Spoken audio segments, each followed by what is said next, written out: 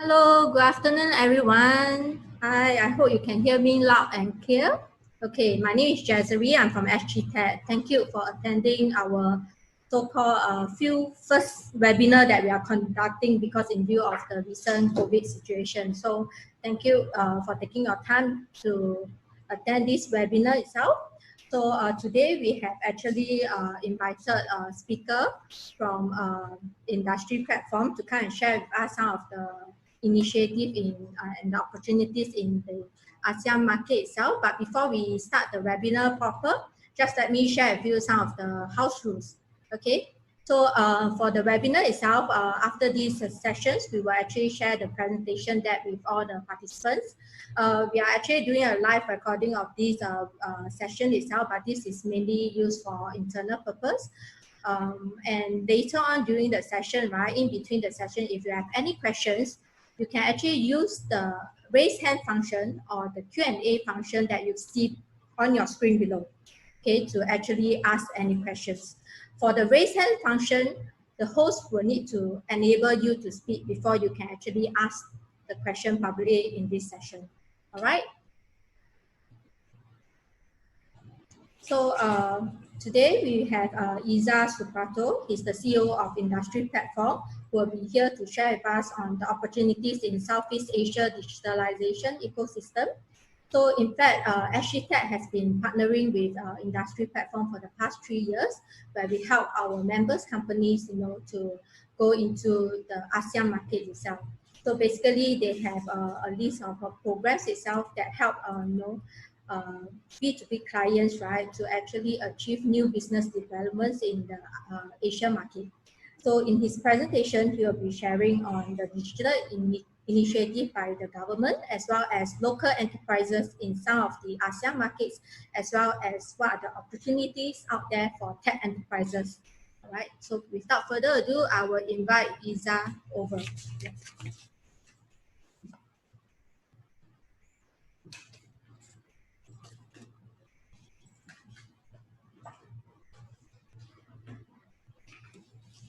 Okay, good afternoon, everyone. We live in interesting times, and this was actually something that was meant to happen sometime in February, right, Jazri? It was supposed to be a face-to-face session. We were hoping to interact with all of you, but I guess due to circumstances, we are doing it this way. So let's make the best use of it. Just a brief introduction about us. As Jazri mentioned, my name is Irza. I run Industry Platform. And what we do essentially is over the past few years, we have worked with a lot of technology solution providers who are looking to conduct new business development activities in markets within Southeast Asia. So to give you an idea, if you look on the screen right now, when we run what we call is the Asia IoT Business Platform. That is one of our key events or mediums that we use to help our clients achieve their new business development activities in the region. So we cover specifically the enterprise IT space in Southeast Asia itself. And when we talk about enterprise IT or more IoT, Internet of Things, how we define it is very, very simple, right? We break down projects which are segmented, which include 3 main categories. Number 1, sensors. Number 2, connectivity. And number 3, what I would collectively call data, right? So data can be how you store data, how you achieve and receive data, how you process data, right? So this would include everything from, machine learning systems, AI, cloud software solutions, ERP to some extent as well. So that's how we define enterprise IT or Internet of Things in Southeast Asia. And the companies we work with, we group them into 4 main segments. On your screen, you will see, telecommunications companies, because, in Southeast Asia, they still own most of the connectivity. Government agencies, of course, solution providers, they are our clients. And last but not least, the most important segment, which is not on the screen, would be the end buyers of technology, which are the local enterprises in Southeast Asia itself. So, as I mentioned, we've been doing this for the last few years. We've worked with, if you look on the screen, I think you might be familiar with some of the companies on the screen. In fact, I think some of you are actually on this webinar itself. So you might be quite familiar with the activities that we host in the region. But before we go on proper, just so I get an understanding of the audience today, if you don't mind, would you please go to this site where we are conducting an online poll to understand, your business development activities, which regions you're interested in, and based on the answers from this poll, I will structure my presentation accordingly.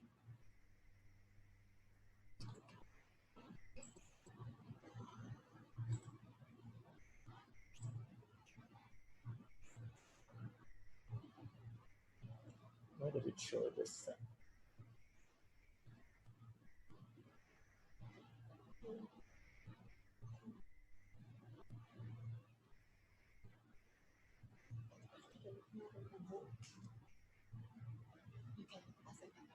Okay, so the first question, I see we've got some answers already. So the question is, do you currently have overseas business activities or business revenue to some extent?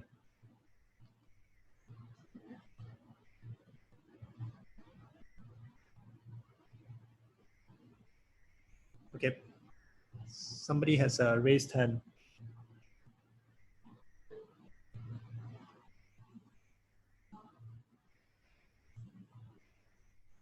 Hello? Is he speaking? Peter, you have a question? You can actually ask the question. Oh, it's a mistake on my part. It's okay. Just ignore it. Okay.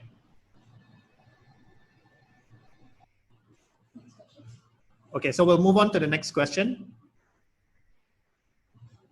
Okay, for those of you on the call, I'm assuming most of you have some interest in an overseas market. So this question just asks you to identify which markets in Southeast Asia within ASEAN that you are specifically interested in.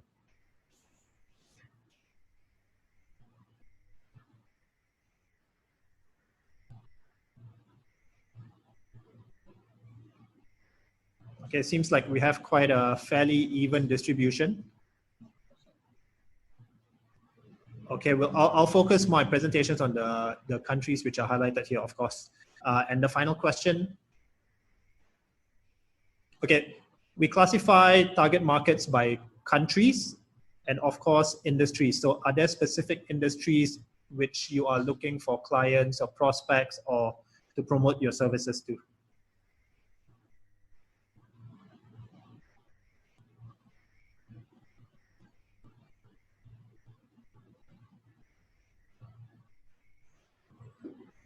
Okay, I see a lot of finance as well as public sector focused companies on this call. Okay, I think that wraps up our little online poll. I have a rough idea of the kind of topics which you are interested in, and I'll try to focus, the presentation going forward according to that.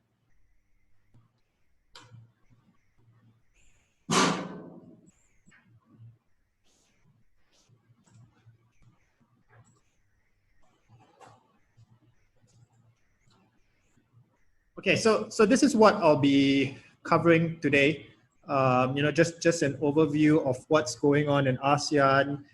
How most people keep talking about digital transformation, innovation, Internet of Things, AI, but I think a lot of it is still lost in terms of what are actually enterprises doing or executing outside of Singapore. So I think a lot of us might be familiar with the projects that are ongoing in Singapore. We have a very transparent regime. I believe all government tenders are put on a website when you can view them and proceed to bid for them.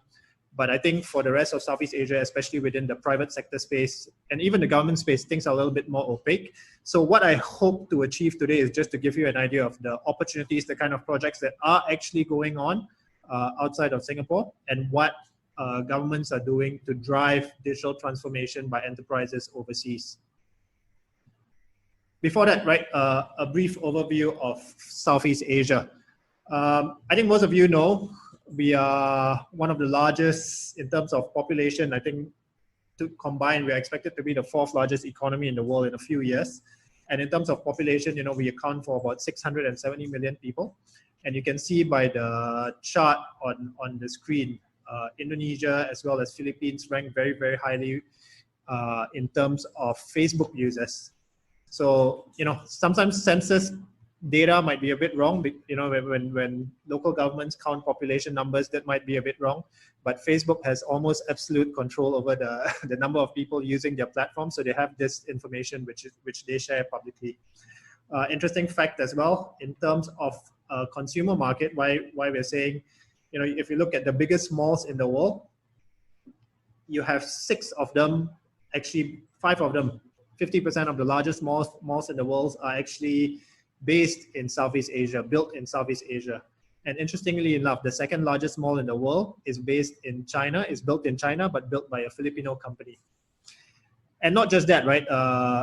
In this part of the world, Thailand is known as the global kitchen to the world. And an interesting fact as well is that Southeast Asia, actually a company in Malaysia, is the world's largest condom maker. Just an interesting fact, 1 out of every 5 condoms which are produced globally come from Malaysia. So if you've not learned anything else from that presentation, at least there's an interesting fact to take away with you today. Okay, and now let's go into things more specifically with regards to digital transformation in Southeast Asia. So we can start by looking at the base information. I think, as you probably are aware, we have one of the youngest demographics. The demographic population of in this part of the world is very favorable for growth, and we are one of the largest growing GDP regions in the world as well. I'm not sure actually how this pandemic is going to affect our trajectory of growth, but over the last 3 to 5 years, Southeast Asian countries, especially Philippines, Indonesia, they've been experiencing really, really strong growth. And because of how close we are or how integrated ASEAN is and is planning to be in the future, that's going to benefit all of us, right? Especially those of us here in Singapore. But then when you look at Southeast Asia as a whole, people look at Southeast Asia and they think it's a 670 million population market size that you can target, but it's actually really, really fragmented. So for most of you doing business development activities, I would suggest, looking at each country as well as each industry. So on this slide here, what you see is the breakdown of industries within each country. And this ranges, right? For a country like Indonesia, Indonesia is the largest economic entity here in Southeast Asia. Their GDP is something like $1.7 trillion. And then all the way at the other end of the spectrum, you have countries like Laos, Cambodia, which has roughly 17 to 24 billion per year economic zones. And within each market as well, so if you notice, manufacturing makes up a large part of our GDP contribution in this part of the world. Manufacturing obviously ranges from F&B, consumer manufacturing in Indonesia, in large domestic markets like Indonesia, to high-tech manufacturing centers like Singapore, right? So another segment, just now I noticed many of you picked banking and finance as your main sector of growth. That is a large contributor to almost every country in this part of the world, and that will only continue to grow as Southeast Asia grows. So taking a step back, right, what I'd like to do is I'd like to take a comparison between the enterprise market. When you talk about the enterprise market, essentially you're talking about companies. And most of the large companies globally as well as in the region are listed, right? So what we did here was we looked on a global scale. What are the largest companies in the world? Naturally, all these companies would be very familiar with you. These are their market capitalization during the turn of the year. So 1st of January 2020. Apple was the largest company in the world, employed 132,000 people and a market cap of $1.2 trillion. All the other companies I won't go through, obviously, Microsoft, Alphabet, the parent company of Google. But things have changed quite drastically, right? So if you look over the last we've just completed the first quarter of the year. And everybody knows what's happened, with COVID-19 and the global pandemic that's happening, the shutdown. And we've seen the market capitalization, which is essentially the stock prices of this company, fall by the following respective amounts. So if you look on this page, it's it's not surprising, or maybe it is surprising that, companies like Microsoft and Amazon are still seeing gains in their share prices. But, the most hit in the top 10 companies would be companies like Facebook, because they rely a lot on global SME marketing, for example. So Facebook stock has been hit. It's dropped nearly 20% in value, and 20% in value for Facebook would be something like close to $200 billion, right? So when we look, one measure of productivity for these companies obviously is the market cap per employee. So what we did here was we looked at market cap on the y-axis, which is how big the company really is, and then on the x-axis we looked at the market cap per employee. This gives you an idea of the productivity of each company. This doesn't tell you a point yet. This gives you a comparison between the largest companies in the world, but I'd like you to keep this in mind, and I'll drive through a point later on. So we've looked at the largest companies in the world, and now we'll take a look at the largest companies in Southeast Asia. So what we've done is we've looked at Thailand, Singapore, Indonesia, Philippines, as well as Malaysia. So largest company as of 1st of January 2020 was BCA, which is a bank, the largest bank in Indonesia. It has the most branches, it has the most clients, customers, most number of subscribers, right? So if you look at this page, one stark thing you'll notice between the largest companies in the world is that none of these companies are technology companies. They're all traditional companies, right?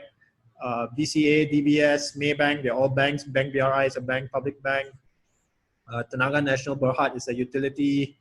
PTT is industrial, obviously within the oil and gas industry. And then Singtel and Telkom Indonesia are obviously telecommunications companies.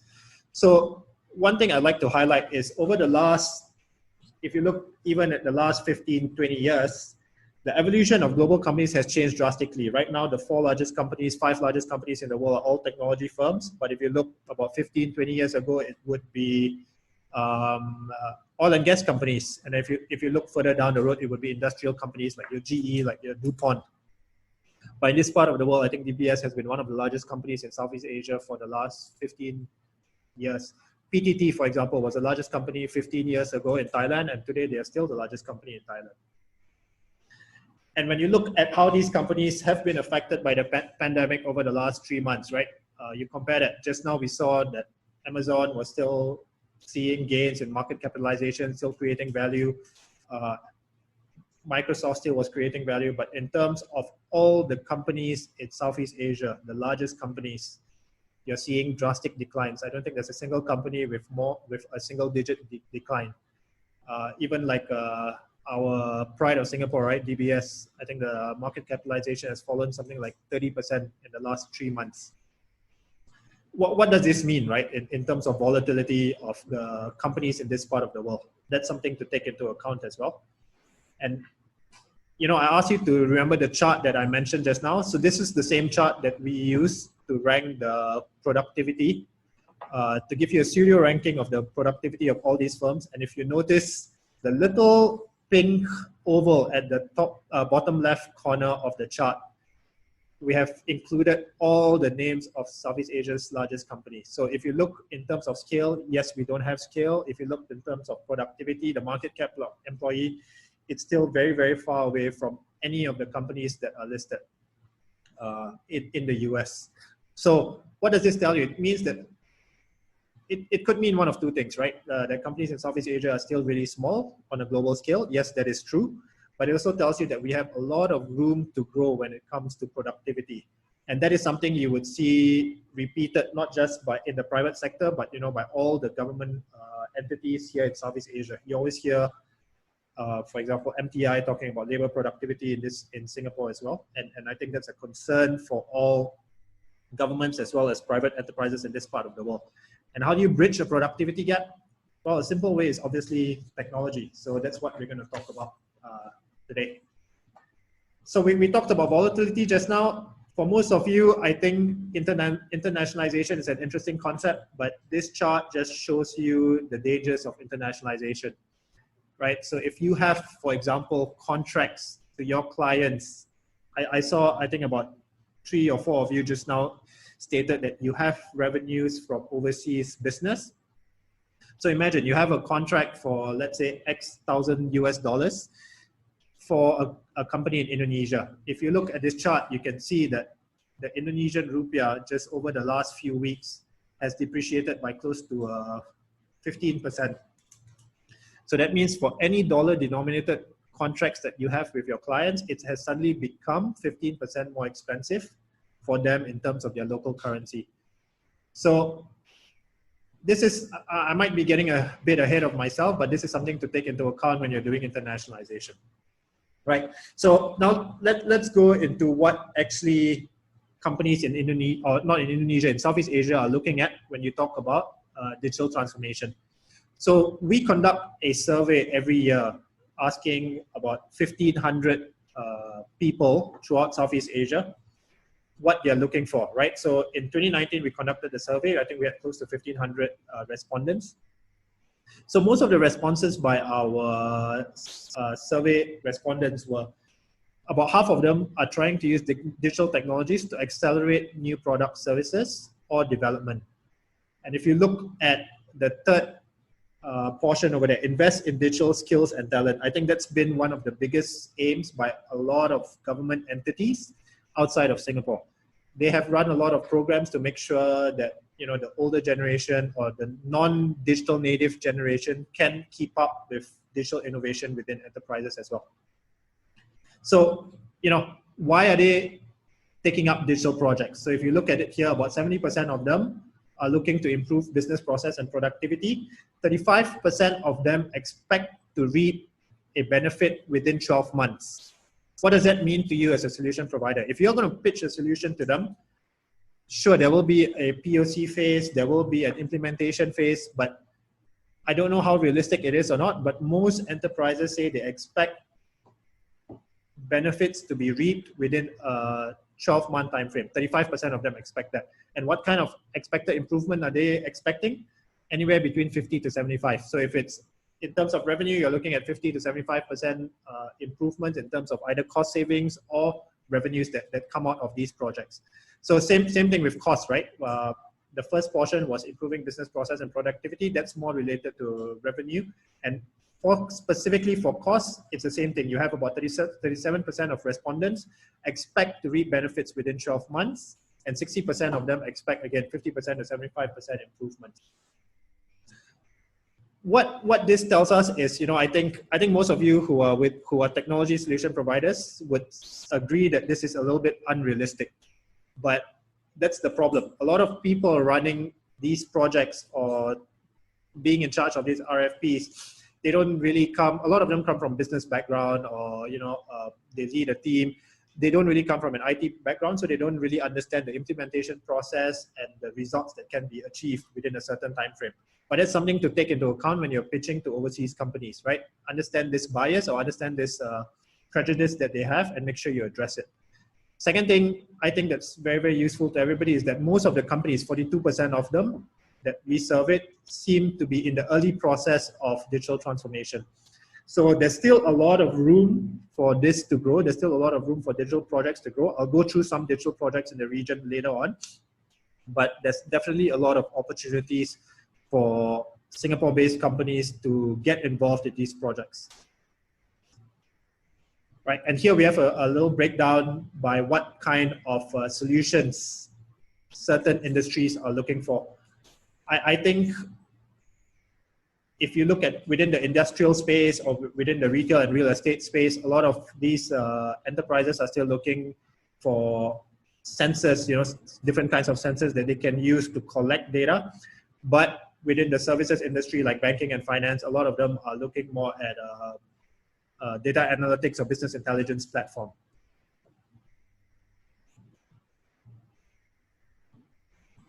And again, when this gives you an idea, when a company decides to embark on a digital transformation project, what kind of vendors do they look for? So this slide, again, there's no need to copy all of this down. We will be sending the slides to everyone. But these are the kind of partners that you can look for if you're not looking to a direct-to-consumer model in each of these markets. So to give you an idea, In Malaysia, most of them look for industry verticals or industry specialists if they're looking to do digital transformation projects. But then if you look at, for example, in Thailand, the local system integrators have very, very good relationship with the enterprises, and a lot of the projects are run through them.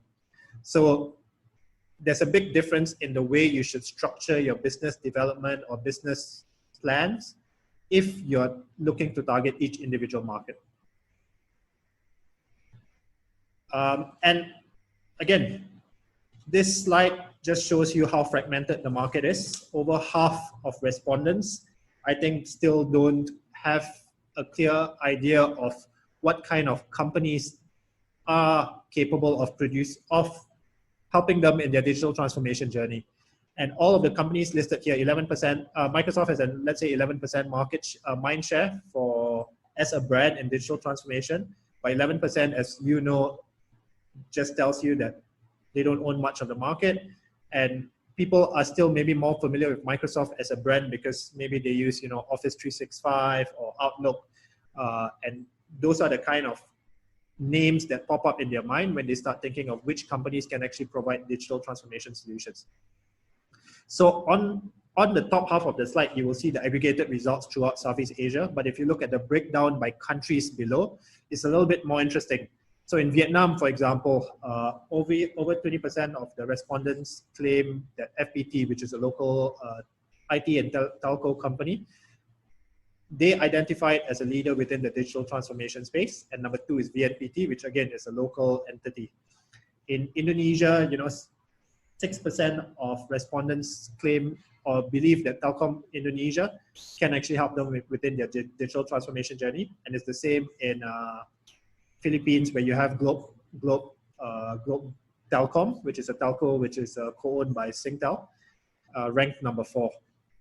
Okay, so what I'm trying to say here is that all the markets, the common underlying point is that all of them are very fragmented with regards to the kind of entities or the kind of solution providers they approach to help them in their digital transformation journey. So now I'll just go through the main examples of what kind of projects are going on in the different markets in Southeast Asia. Like I mentioned, right, even though most people outside of Southeast Asia will see Southeast Asia as a block, but like I mentioned previously, each market is very, very unique and it has their own idiosyncrasies. So I'm going to break it down between, you know, government initiatives to support each market, as well as the actual private projects that are being run by enterprises locally. In the meantime, before, you know, we go on to this this next part, I'd like, does anybody have any questions currently? No? Okay, if there's no questions, if you have any questions, you know, you can just type it into the chat, or you can raise your hand and one of my colleagues will allow you to talk. Okay, so let's move on. I'll cover a few markets. So in Malaysia, for example, I'm not sure how many of you are familiar with this market. You know, Malaysia is an interesting market because, well, the government has changed again. I'm not sure how that will affect, you know, the projects that are being run. So I'm sure most of you are aware that a lot of the projects that were run even before the previous elections were halted, and they're waiting for continuation. And before you actually had some time of stability, we have a new government in place as well. But the Industry Forward was actually launched last year, I think in the first quarter of last year. So there were a lot of programs. I would say very, very similar to what Singapore is doing, you know, where, you know, the grants are being given to companies to previously, I'm sure most of you remember the Productivity and Innovation Grant, PIC, where the government essentially encouraged us to adopt technology solutions. So Industry Forward is geared towards the industrial companies in Malaysia. They have several schemes available, one of which is a 3 billion Industry Digitalisation Transformation Fund, which gives you very, very cheap loans. And if you meet some criteria of those loans, they might actually be forgiven or subsidized by the government as well. And these apply to a lot of the manufacturing companies based in KL, Selangor, Penang, and Johor. Malaysia also has quite ambitious plans with regards to smart city programs, you know, and these are run by obviously state government. So a lot of it comes around with making citizens' lives better, right? Whether it's through security infrastructure, managing complaints of citizens, public transportation, as well as you know, traffic jams as well. Last but not least would be the 5G rollout. 5G rollout, I guess, would not be too relevant to the people on this webinar, but let's look at some projects that were actually or are actually being done in Malaysia. So one thing I'd like to note is a lot of these projects are largely done by large enterprises, but a lot of SMEs or smaller companies also do these kind of projects, but maybe to a different degree. And again, what we've done here is we've selected the projects that we are familiar with, whereby companies like most of the participants on this call can actually participate in. So it's good to be familiar with this kind of projects, and you know what kind of projects you can actually compete and participate in the future. So for example, Maybank, right, the largest bank in Malaysia, what they did last year was, it might seem a bit new for Malaysia, but what they did was they launched their own QR-based system for Maybank, and within a few months, I believe they had 200,000 merchants signed up. And within this platform itself, what they saw was a 43% increase of mobile users within the Maybank platform. Right, I think what a lot of banks see in the region, and this is something in Singapore as well before, you know, the different editions, a lot of banks had applications for their own mobile banking, but a lot of times the users did not interact so much with those mobile banking platforms. So you've seen it, right? Well, within Southeast Asia, UOB has put their Mighty platform where you get deals every Friday. DBS has incorporated, you know, PayLah previously, and a lot of different things where you get deals. You can claim your DBS points for some things using your app. So a lot of the banks in the region, especially let's say in Malaysia or in Indonesia and Philippines, they're trying to engage their customers or their clients a bit more. And one platform that they use is their application. An application, the mobile banking application, serves also as a marketing platform for them.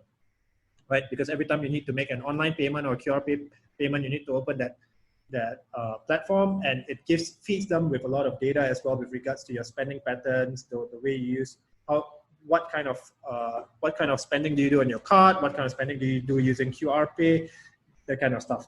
So they also implemented a lot of RPA projects, Maybank, and I think as of the middle of last year, they were looking at 17 full-time jobs being saved in terms of efficiency of the RPA programs.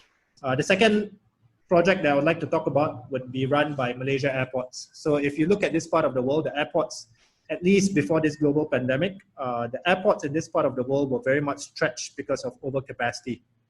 Right, ASEAN was growing very quickly, and at some point last year, I believe Suvarnabhumi was actually the most stretched airport in the world, right? It was the busiest airport in the world and the most profitable airport in the world, just because of increase in tourist arrivals, increase in inflows of foreigners into each country. So there's this initiative called the Airports 4.0. I think you're seeing that in Indonesia, Malaysia, Philippines, Thailand, and even in Singapore, right? Changi is a very big proponent of that. So in the Airports 4.0, the project I'd like to highlight by Malaysia Airport was they built a system around their passenger boarding bridges, PBB. So Malaysia, in the airport, they have 78 passenger boarding bridges, and they charge the airlines for usage of these passenger boarding bridges. But previously, how it worked was you had to manually look at the usage based on the schedule of the airlines' arrivals and departures. But with IoT, what they did was they managed to have a unified platform online where you can monitor the live usage of these passenger boarding bridges, the amount of time it's being used, and you can do instant billing to each of the airlines while using it, right? And also on top of that, they have predictive maintenance solutions built into the system so that downtime for their 78 bridges is drastically reduced. So those are the two main projects within Malaysia that I'd like to highlight. Another project that maybe I can spend some time talking about would be Tenaga Nasional Berhad. What Tenaga did was essentially, and this was very interesting because I'm actually very familiar with the company which won this project.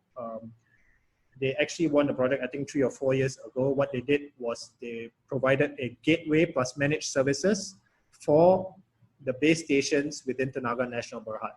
So what they did was they provided the routers, the connectivity, as well as 24-hour monitoring of Tenaga's networks. And that was a large project. You know, I think this company was a startup when they won that project in Malaysia. And they have grown to be a very, very big player within the utility space throughout Southeast Asia, not just in Malaysia. Now they have projects in Indonesia, in Vietnam, as well as in Philippines, based on one reference case. Okay, so that, you know, is basically a summary of what's the kind of projects that people are actually doing in Malaysia itself. Okay, second country, and I think a very interesting country, though they were one of the first in Southeast Asia to start the lockdown. Philippines. Philippines have been growing very, very quickly. In fact, one of the fastest growing in Southeast Asia itself over the last 6 to 7 years. So Philippines is an interesting example because, you know, they have what you call local government units, whereby they are responsible for each activity within each government unit, what they call government unit. So they have a few plans that are going on. You know, you have the e-government master plan, you have the smart cities, as well as connectivity. So within connectivity, as most of you know, Philippines introduced a third telco. So in all our surveys throughout Southeast Asia, the one thing that people in the enterprises in Philippines were unhappy with was the connectivity options, right? Because there were only 2 telco players before this, Globe and PLDT Smart. And the coverage of their network weren't great. So most businesses in Philippines from 2 years ago, what I understand was that most of them would carry around 2 phones, you know, one with a Globe SIM card and one with a PLDT SIM card. And that gave a lot of opportunities for technology solution providers who could even, you know, bridge the gap, who could provide SLA between connectivity uptime. But with the third telco, obviously that's going to change the business landscape in Philippines. So I think that, you know, but Philippines is still growing very, very quickly, and there are a lot of opportunities within the private space as well. So let's look at a couple of projects within the Philippines where, you know, which are actually ongoing or which have actually been implemented. So Aboitiz Equity Ventures, they're one of the largest conglomerates in Philippines. You know, they own a lot of companies such as Union Bank of Philippines, Aboitiz Power, Aboitiz Land. They have different segments of business. What they wanted to do, I think they have 31,000 employees. So what they were looking to do was, excuse me, their projects was not so much outward looking. It was more, how do I engage the different segments or the different business units within my entity? So they did obviously a lot of efficiency. What they were trying to do was trying to increase communication within the different business units. And what they built was a lot of platforms, including, for example, something as simple as Workplace by Facebook. But they built a lot of platforms for their employees within the different business units to interact. One interesting platform they built was actually a corporate social responsibility platform, which aggregated all the different types of projects that they had, and all the different business units, employees from the different business units can go online and actually contribute to the cause that they feel is relevant. So I think they ran it for about 1 year, and that program actually increased participation in CSR projects, allowed for obviously intermingling between the different business units of the conglomerate. And interestingly enough, they claim, or by the survey they did it internally, they claim that this project increased productivity of their staff by about 75% and increased happiness or contentment of their staff by about 96%. So not all digital projects have to be, you know, with regards to cost reduction or revenue, increasing revenues. I think a lot of conglomerates, and you see a lot of conglomerates in Southeast Asia, there's a common theme about how you integrate data, or integrate the people from each business unit such that you can get the synergies out of it. Second project, just another project I highlight here very, very quickly, is the Meralco project. So Meralco as well is a utility in Philippines, but the project here was very, very simple. They have a campus, you know, a prime piece of land in Philippines where they've built a campus where where most of their people are staffed.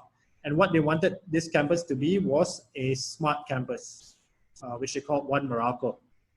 So they tried to find partners, you know, for everything from smart street light, environmental centers, sensors, security surveillance, smart parking, access control solutions.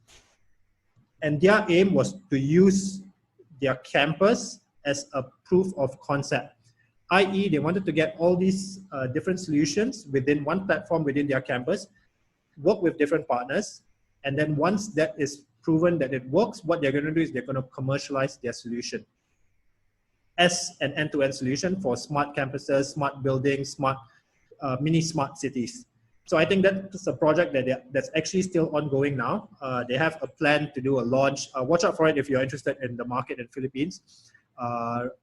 They have a plan to launch it, I think, in the third quarter of this year, whereby they are looking to complete at least half of the solutions that they want implemented. And again, I'd like to stress that Meralco is a utility company. They are not a technology company per se, so they are working with a lot of partners. I believe a couple of Singapore companies, actually SGTech members, have actually participated in a couple of the POCs for this project. Okay, any questions so far from Malaysia and Philippines? No? Let's move on to Thailand. Thailand, I think, is in a very, very interesting spot. In fact, Thailand, I think, is going to be a country which is going to be hit most by this global pandemic. I think about 15% of their GDP is contributed by tourism. I have friends in Thailand right now who tell me, you know, the beaches in Phuket and in Krabi, the beaches have never looked so nice because no foreigners are coming anymore. But it also means everybody is stretched financially, right? Because tourism is a big part of their industries.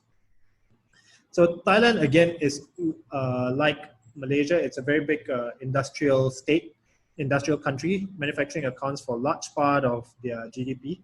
I think they are the 12th largest automotive manufacturing hub in the world.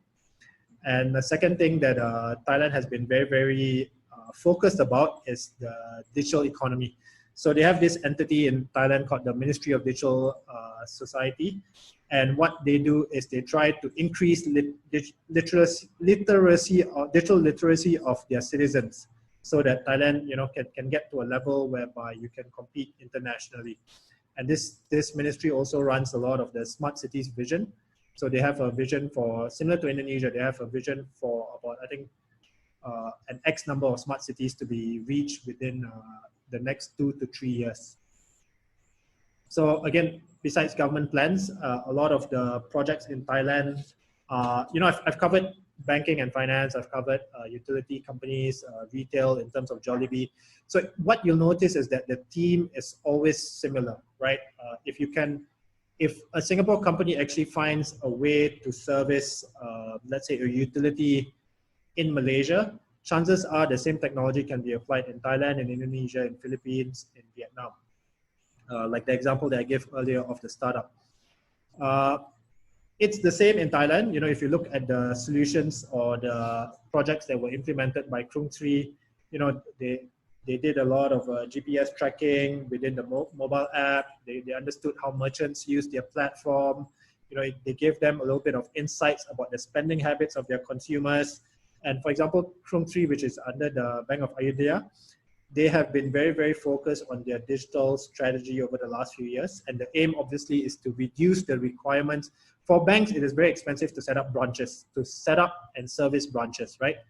Real estate is expensive. Hiring people to work in branches is expensive. Making sure that the branch is safe, clean. These are a lot of liabilities for banks. So because they have a lot of branches, a lot of banks are trying to reduce the need for physical branches. This is especially in a country like Thailand, which is fairly widespread, also in countries like Philippines. So a lot of the projects they're looking to do would be, how do I communicate to my customers, to my clients, without actually the need for having physical branch locations, right? Another example would be Ananda. Ananda is one of the largest developers in Thailand. Developers / construction companies. And they've been very innovative with the way they use BIMs for their construction projects.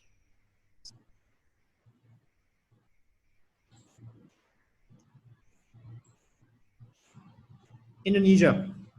Again, like I said, you will find a lot of themes repeated when it comes to ASEAN. In Indonesia, manufacturing, again, is a very big part of their industry. And Indonesia, like Thailand, has this target for 100 smart cities, right? It seems that all these smart city projects are targets set by local governments without any idea yet of what the definition of a smart city is. So if you notice, I haven't spent a lot of time talking about them. Conversations are always ongoing, and these are the kind of projects which, you know, for companies, SMEs in Singapore or startup companies, these are projects which, if you know you participate in, it gives you a lot of marketing clout, right? In terms of opportunities, in terms of dollar revenues, that might not be something which is too attractive right now. But in terms of participation in these programs, you know, a lot of these government agencies are very, very open to participation by international startups. In fact, I think in Indonesia, they see a lot of there's a lot of brand equity involved for Singapore companies, you know.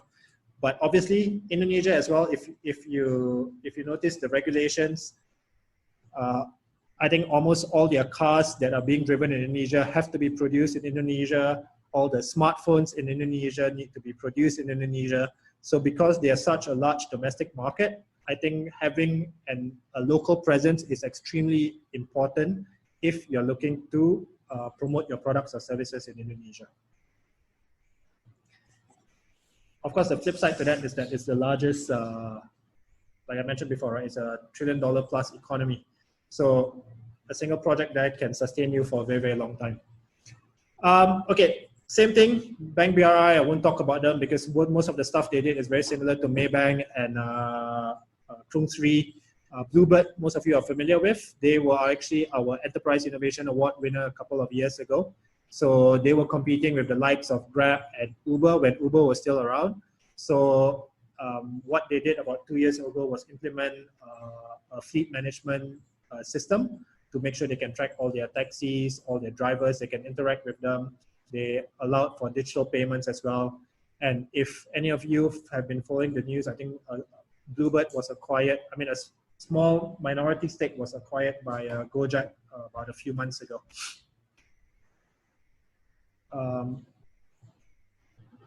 Okay. Vietnam, very, very interesting market. You know, one of the,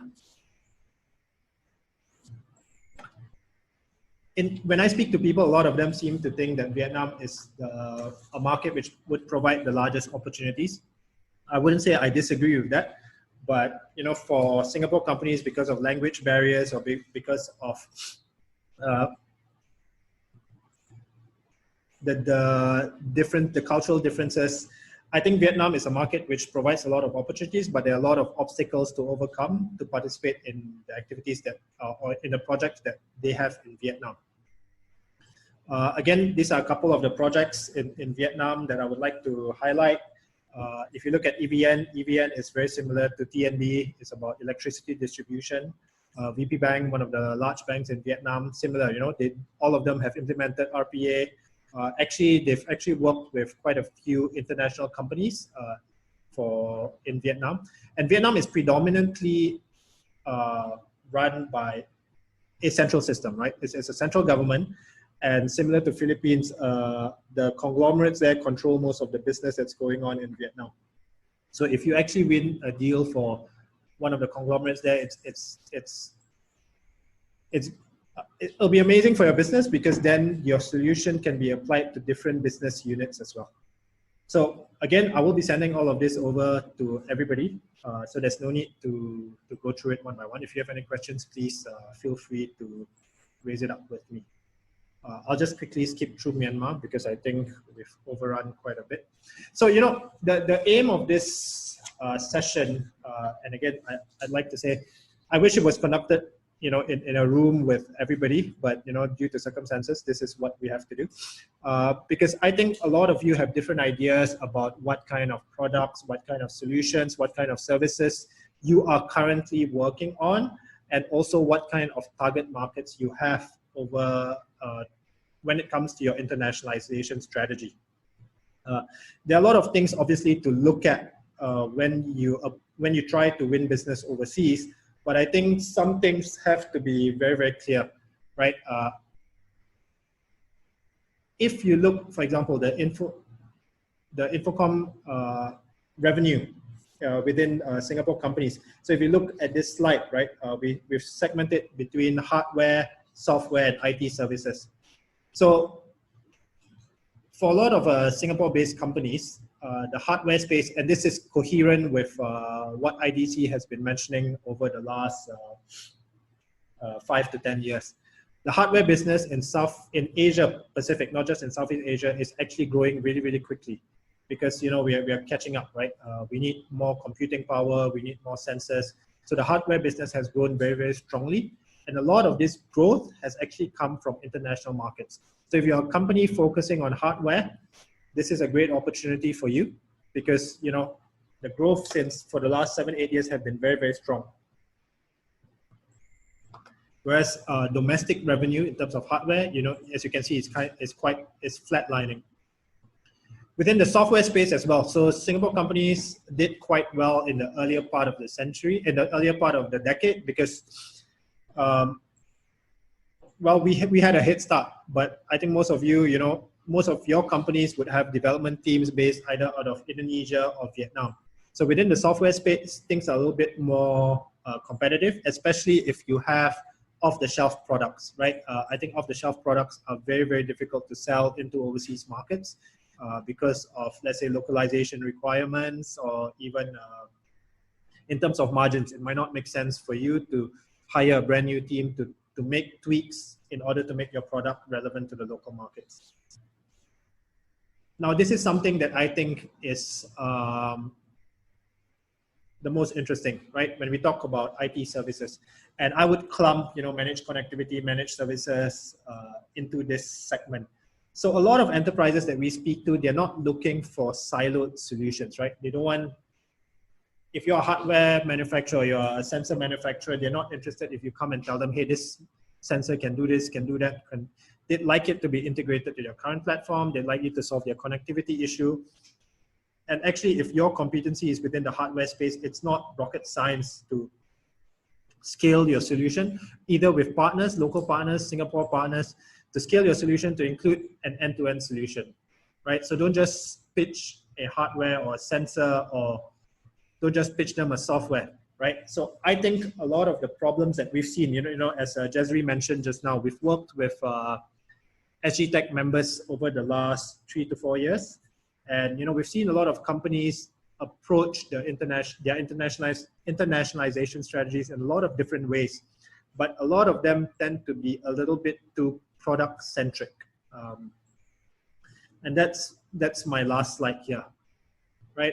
If there's one thing you can take away from this webinar, is that understanding your product is just a very, very small part of a successful internationalization strategy.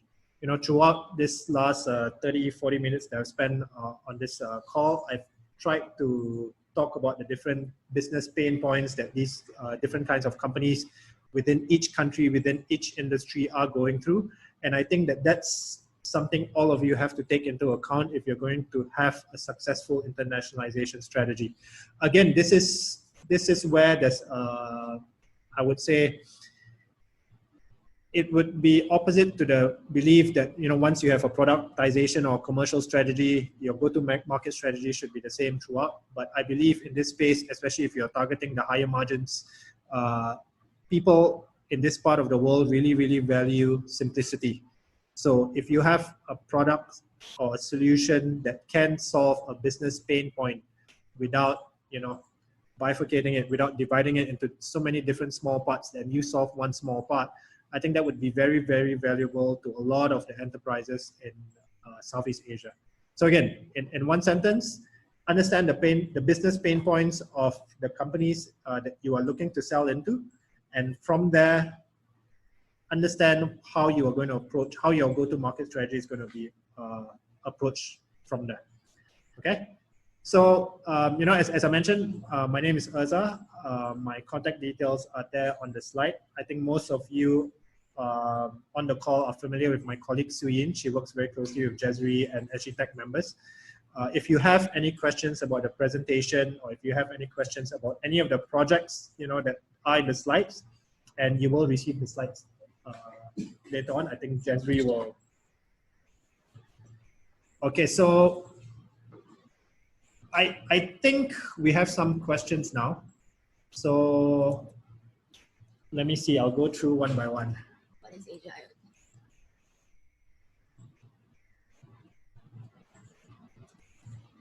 Okay, Michael Yang. What is Asia IoT's business? How can you help SH? SH would be SG, Singapore companies venture into the markets. Okay, so what we do in a very, very brief overview of what we do is, if you can look at the last slide, you can see how we help our clients with their new business development activities. So we help clients reach out to certain markets or certain industries. So for example, our clients, they tell us, hey, you know what, I have this product or this service or this solution, and I'd like to target transportation and logistics companies in Indonesia. So what we will do is we will work with the company's team to build a go-to-market strategy, and this covers everything from digital campaigns to lead generations to actually setting up meetings with relevant companies. If you are a larger company and you want to do a little bit of brand exposure, whether it's through traditional or digital means, that's what we can help you with as well. But we essentially help you through the entire sales funnel, from lead generation all the way to introduction to relevant people, to the actual meetings itself. So a lot of times what we do is we can actually sit in meetings with your product team or with your sales directors. So that is essentially what we do. How we've worked with SGTech over the last few years, if we've run a lot, they've brought a lot of companies to participate in some of the networking events that we host in the region. Okay, Michael, I hope I answered your question. Second question is by Aditya.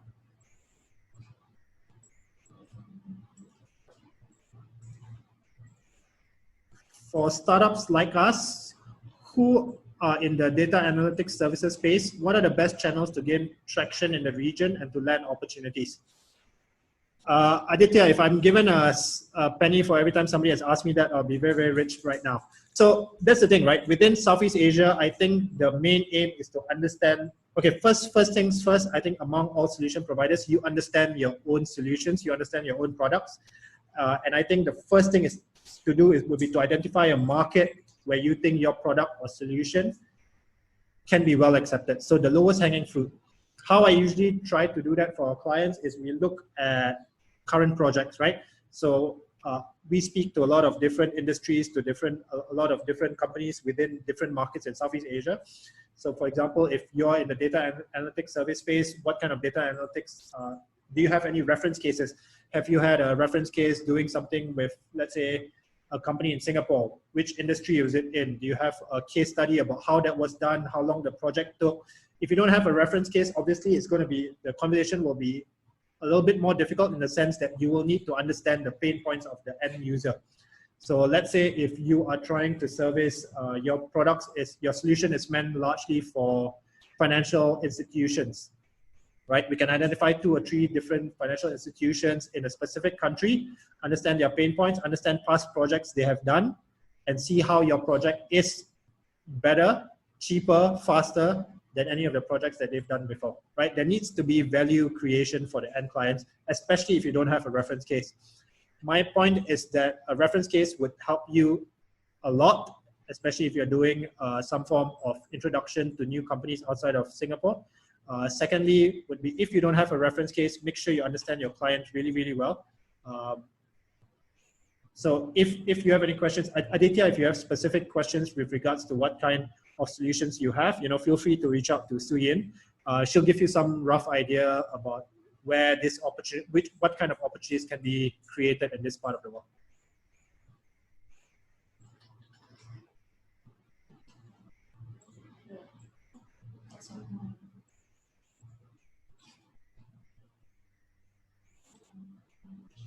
Okay, before we end this, Any last questions that any of you might have?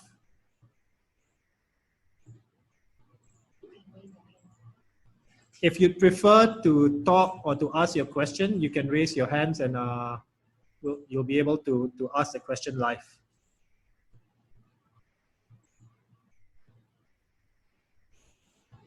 CT Go, can I comment on the climate of startup scene in Southeast Asia? CT, that's a very interesting question. As you know, there's been a lot of interest in startups in this part of the world. Almost every government in this part of the world have given incentives, whether it's, like what Singapore is doing, whether it's previously incubators, accelerators. Now you're seeing a lot of corporate accelerators as well. But I think this climate makes it very, very interesting for startups. And with regards to startups, I think a lot of companies, especially large enterprises, they are starting to become extremely wary of getting startups as their technology solution provider. Why is that? A lot of these projects are going to be like the project I mentioned earlier with regards to TNB. How that project worked was the company which was providing the solution to TNB had a contract for 3 years whereby they needed to commit manpower to 24-hour monitoring of the networks that were installed. And in this environment, where startups are cash flow negative, where a lot of them are still focusing on developing products or having very short runways, I think a lot of enterprises are very cautious to take up products offered by startups. But again, on the flip side of that is that one project could easily maintain a startup for a very, very long time, right? So we've seen that discussion when it comes to large enterprises. They are very concerned with regards to the financials of the startup, but they are very, very, usually the digital innovation teams are very flexible with regards to how they approach or work with startups. A lot of times, if they want to actually implement a solution, I've actually seen cases where the corporates or the enterprises actually take a stake in the startup to make sure that they are capable of delivering, or if not even delivering the solution or the product, that there is sufficient time for transfer of knowledge of the project over, let's say, 1 or 2 years. So it's an interesting conversation. I think the startup scene is going to be, but this is my personal opinion, I think the startup scene is going to be affected quite a lot by this pandemic. I think you're seeing ripples of that, right? With regards to even SoftBank's funding of WeWork. And SoftBank has funded a lot of startups, not just in this part of the world, but globally. So if the funding sources are squeezed, which is what's happening now, cheap money is getting off the table. A lot of the sovereign wealth funds who have invested in startups are starting to pull out some of their money. So, but again, this is just my personal opinion. I think profitable startups, cash flow positive startups will have no problems because there are a lot of opportunities. But I think startups who actually haven't found a way to monetize or to show a positive cash flow or to have a track record or even a reference case, this will be a very rough patch. We just hope that things recover quickly enough so that startups have enough runway. I hope I've answered your question, CT.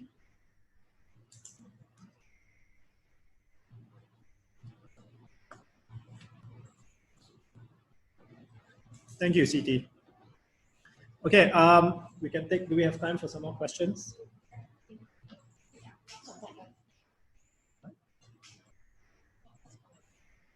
Okay, I can take one more question if anyone has any more question. If not, our contact details are all there. You can reach out to us.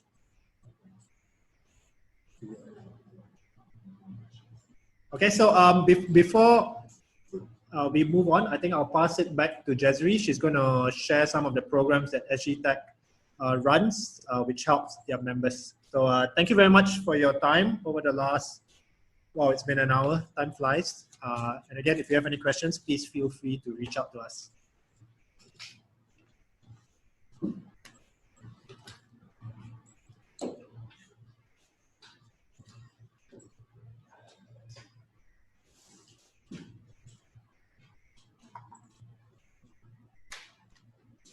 Welcome everyone, I'm back here again. I hope the session has been useful for you and you have a better understanding of what the current projects that the different ASEAN countries have that create opportunities for our tech enterprise to tap on. So early on, as we shared, we have been partnering with industry platform for some of our internationalization activities. So as you can see on the screen right now, these are some of the upcoming programs, immersion programs that we are partnering with them to bring our Singapore companies to this part of the ASEAN countries. But of course, in view of the current COVID situation, the dates of the event may subject to changes, but these are the current plan schedule. All right. So all these programs, right, they are actually the lead IFM funding that we actually apply through Enterprise Singapore to help our local Singapore companies to defer some of their program fees. So as you can see, for each company, I mean, this amount 8,000 is actually before the funding itself. So each of the Singapore company will be able to tap on estimated up to 50% of this amount itself. So for this program, of course, the company that will have a few delegate pass to the networking event. There will be also a standard exhibition booth that is part of this program itself. There are also other activities like networking, dinner, or presentation that SGTech and industry platform will be working together to help our Singapore companies to meet with some of the local stakeholders.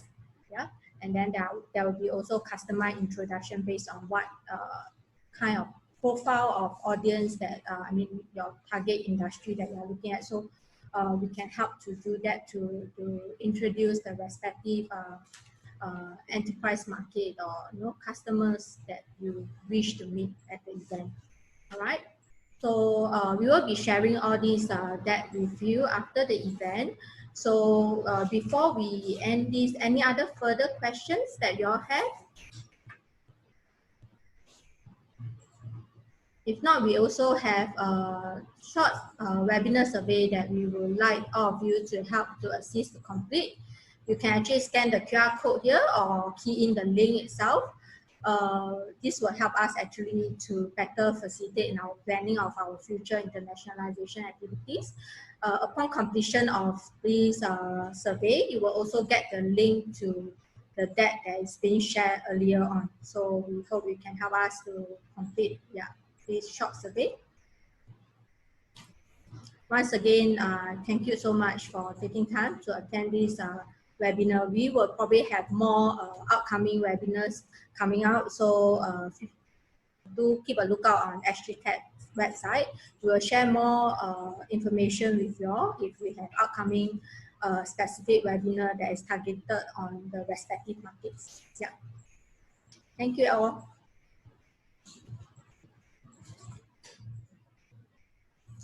Oh, there's a question. Wait.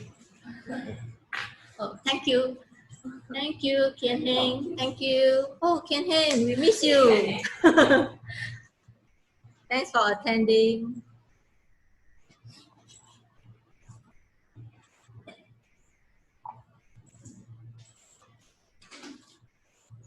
Okay, thanks everyone. So, okay, we will end this session now. Okay.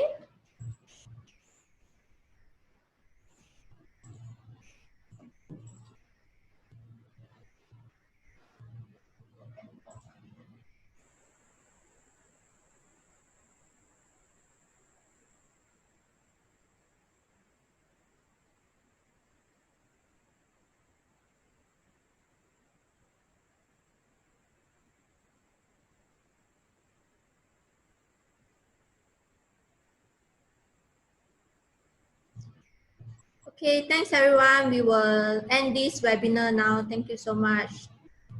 Keep safe. Take care.